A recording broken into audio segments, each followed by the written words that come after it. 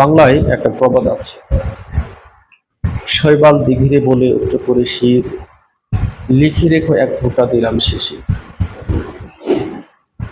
তার মানে দিঘির জলে শৈবালের জন্ম, দিঘির জল পান করে শৈবাল বড় হয়, দিঘিকে আশ্রয় করেই শৈবালের বেড়ে ওঠা, বেঁচে থাকা সবকিছু। এখন রাতে যখন শিশির পড়ে, এই শিশিরটা জমা হয় শৈবালের উপরে, আর এটা যখন একটু ভারী হতে থাকে তখন পড়ে যায় দিঘির জলে।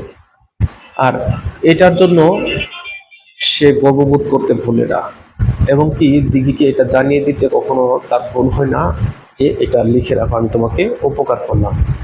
আমাদের সমাজে এমন শ্রেণীর অনেক মানুষ আছে যারা আপনার কাছ থেকে সারা জীবন উপকার ভোগ করবে, সারা জীবন আপনার উপর ডিপেন্ড করে চলবে, কিন্তু যদি কখনো একটা উপকার করতে পারে, তাহলে এটা সবার কাছে জানিয়ে দিতে কখনো ভুল করবে না যে আমি তার অমুক উপকারটা করেছিলাম।